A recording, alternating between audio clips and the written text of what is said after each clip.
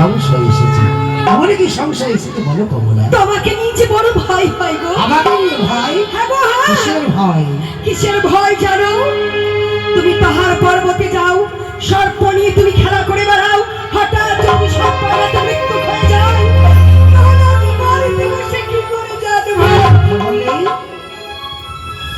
আমার কোনো দুর্ঘটনা ঘটেনি, তুমি বাড়িতে বসে কি করে যাবে? হ্যাঁ গো, হ্যাঁ। পৃথিবী মাঝে এসেছি আমি অমরত্ব লাভ করে মানুষকে সেবার জন্য, মানুষকে বাঁচিয়ে রাখার জন্য। আমি মরার জন্য আসি। মিথ্যে কথা, বিশ্বাস করি না আমি। যথাই জীব তথাই শিব। যার উত্থান আছে তার পতন আছে, যার জন্ম আছে তার মৃত্যু আছে। জন্মিলে মরিতে হয়, এই সংসারে কে কোথা রয় সেটি আমি জানি কমলা। শোনো, হ্যাঁ, আজ আমি বুঝতে পেরেছি স্বামী, তাই তুমি আমাকে মন প্রাণ দিয়ে ভালোবাসো না, এতটুকু তুমি আমাকে স্ত্রী মর্যাদা দাও না, তাই তোমার মনের কথা আমাকে খুলে বলো না। এই কি বলছো তুমি? তোমাকে আমি মনের কথা খুলে বলি না? শোনো কমলা, তোমার বিহনে আমার কেউ নেই, আমার বিহনে তোমার কেউ নেই। আমি বিশ্বাস করি না। কি বললে? সত্যি সত্যি যদি ভালোবাসতে, হ্যাঁ। তাহলে মনের কথা খুলে বলতে, কোথায় তোমার মৃত্যু আছে, কিসের তোমার মৃত্যু কমলা, আছে? এই কি কথা শোনালে তুমি? তুমি আমার মৃত্যু সংবাদ শুনতে চাও? অর্ধাঙ্গিনী অর্থ অঙ্গের যে মালিক হয় তাকে বলা হয় অর্ধাঙ্গিনী। আমি তো কিছুই জানি না, আর জানবই বা কি করে? ঘরে স্ত্রী রেখে 6 মাস 9 মাস পাহাড় পর্বতে গিয়ে অন্য নারীর মোহে পড়ে তুমি আমাকে বলে ভুলে যাও। তবে কি তোমার রাগ চলে এসেছে? যেদিন আমি পৃথিবী মাঝে এসেছিলাম আমাকে বলেছিলি এই গোপনে কথা কারো কাছে প্রকাশ করবে না, আর যেদিন তুই প্রকাশ করে দিবি সেদিন তোকে পৃথিবী ছেড়ে চলে দিতে হবে। ভেবে নাও যে আমার মৃত্যু আছে, কিন্তু তুমি শুনতে চাও না। না, আমি শুনবো কেন জানো? কোন নারী কি চাই নিজের শীতের শীতের মুছে যাক, হাতের শাখা ভেঙে যাক? যদি আমি জানি বা জেনে থাকি, তাহলে মৃত্যু কবল থেকে ফিরিয়ে নিয়ে আসবো। আর যদি না বলো, থাকো তুমি শঙ্খপুরে। এই মুহূর্তে তোমার এই বাড়ি পরিত্যাগ করে ওই দেখো গঙ্গার জল বয়ে যায়, ওই গঙ্গার জলে গিয়ে আমার প্রাণ তুমি সচল করবে। জানি না তোমার কর্ণে কোন কুমন্ত্রণা ঢুকলো, কোন মন্ত্র তোমার কর্ণে প্রবেশ করেছে। আজ অকস্মাৎ আমার তুমি প্রশ্ন করেছো। আমি জানি রাবণের মৃত্যুবার রেখেছিল তার স্ত্রী মঙ্গোদরীর কাছে, সেও রাখতে পারেনি রাবণের মৃত্যু হয়ে যাবে। যে নিজের টাকা পরকে দিয়ে পরে বেকুবের দুই সে নদীর কিনারায় লাগায় ফুল। বেকুবের তিন নিজের ছোট লোকের কাছে করেনি।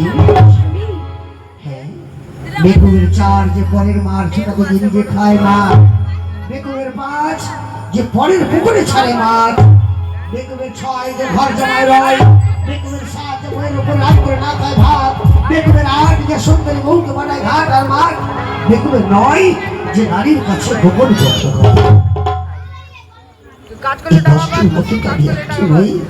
তবে কমলা কেন বিশ্বাস করছো না? যে না, আমি বিশ্বাস করি না। তুমি একটু আগে বললে না মঞ্জুরি রাবণের কথা, রাবণের তো মৃত্যু হবে। ও যে সীতাকে হরণ করেছিল, তাই ওর পাপের মৃত্যু হয়েছিল। তুমি তো তা করনি গো, তোমার কেন মৃত্যু হবে? অবসাদে যদি মুখের কথা বিশ্বাস না করো, তোমার চরণে স্পর্শ করে আমি প্রতিজ্ঞা করে বললাম, এই মৃত্যু সংবাদ শুনে আমি অঞ্চলে গিয়ে রাখবো, কোনদিন কাউকে বলবো না গো। আমার এই বাড়ির চতুর্সাইডে দেখে সে কেউ জেগে আছে আর জানালা কবর সব বন্ধ করে কেউ জানলা দরজা আমি সব বন্ধ করে দিলাম। কোনো প্রাণী জেগে নেই, শুধু তুমি আর আমি জেগে আছি। কমলা বলো। তুমি আমার মৃত্যুর সংবাদ শুনতে চাইছো তাই না? হ্যাঁ গো হ্যাঁ, আমার চরণে স্পর্শ করে প্রতিজ্ঞা করলে করেছি স্বামী। কারো কাছে গোপন কথা বলবে না। কারো কাছে প্রকাশ করবো না গো। কমলা বলো। আমার বাড়ির সঙ্গে কিছু দেখতে পাচ্ছ? এইটা তো মনে হচ্ছে পঞ্চমটি দ্বীপ। হ্যাঁ, কমলা, এই পঞ্চটি নয়, তাহলে এ হচ্ছে আমার পঞ্চ আত্মা।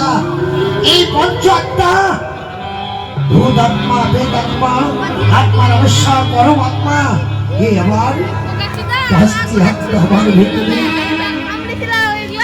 এই হচ্ছে আমার মৃত্যু। পঞ্চমটি দ্বীপ তোমার মৃত্যুর কারণ কি করে গো? বলো না। আরো ভেঙে বলতো? হ্যাঁ বলো। শোনো কমলা, তোমাকে যখন বলেই ফেলেছি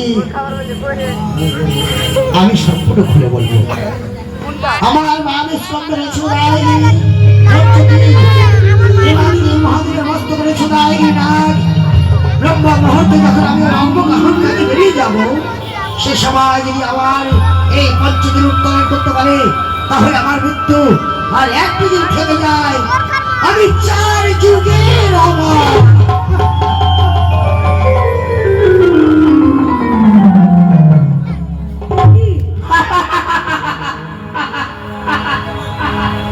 সেই তো ধনত্তরী মৃত্যু সবার হয়ে গেছি। আমার এই গোপন আর এগুলো ভাই এগুলো চিল্লাবতী তার নিকটে তার এই উদয়গিরি আগে সে তাকে সরিয়ে দাও পৃথিবীর মধ্যে থেকে। কমলা, বলো স্বামী।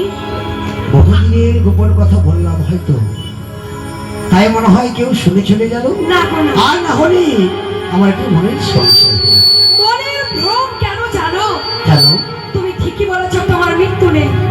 এমন কোনো মানব আছে দেবাদিদেব মহাদেবের মস্তক থেকে উদয়গিরি না আনবে, আনতেও পারবে না, তাহলে তোমার মৃত্যু হবে না। চলো কমলা, কি আমরা বিশ্রাম করবো। তুমি বিশ্বাস করবে আর আমি তোমার চরণ সেবা করবো।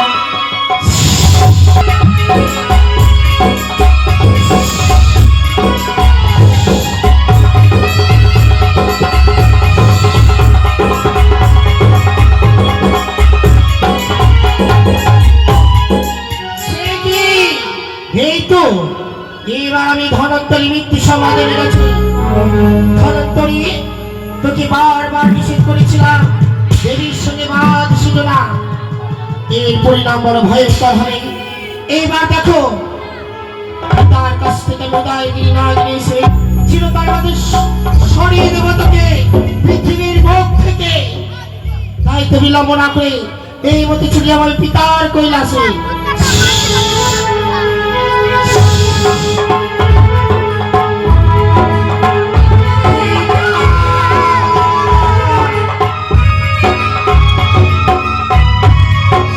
এখানে পদ্মাবতীর ছল দেখে পদকবি নিজবংশী রাজ গাইছে, ওই অঝার বিধি হলো